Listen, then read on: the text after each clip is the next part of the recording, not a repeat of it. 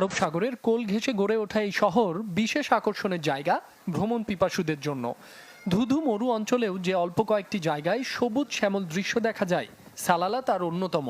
তীব্র গরমে একটু শান্তির পরশ পেতে এখানে ভিড় জমান স্থানীয়রা। সৌন্দর্য উপভোগে ছুটে আসেন বিদেশি পর্যটকরাও। অপরূপ সৌন্দর্য উপভোগে 1000 কিলোমিটার পাড়ি দিয়ে এখানে এসেছি। এখানের পরিবেশ আমাদের কাছে ইউরোপের মতোই শীতল। পাশাপাশি এর ইতিহাস ঐতিহ্য দেখতে পেরে বেশ ভালো লাগছে। বাচ্চারা শীতল পরিবেশে খেলতে পেরে খুব খুশি।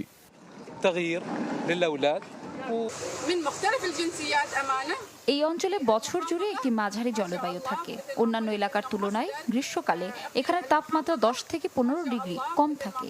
একটু শীতল পরিবেশের টানে পরিবারের সদস্যদের নিয়ে এখানে ছুটে আসি। সমুদ্র সৈকত, রেন ফরেস্ট ছাড়াও সালালা গুরুত্বপূর্ণ মুসলিম ইতিহাস ঐতিহ্যের জন্য।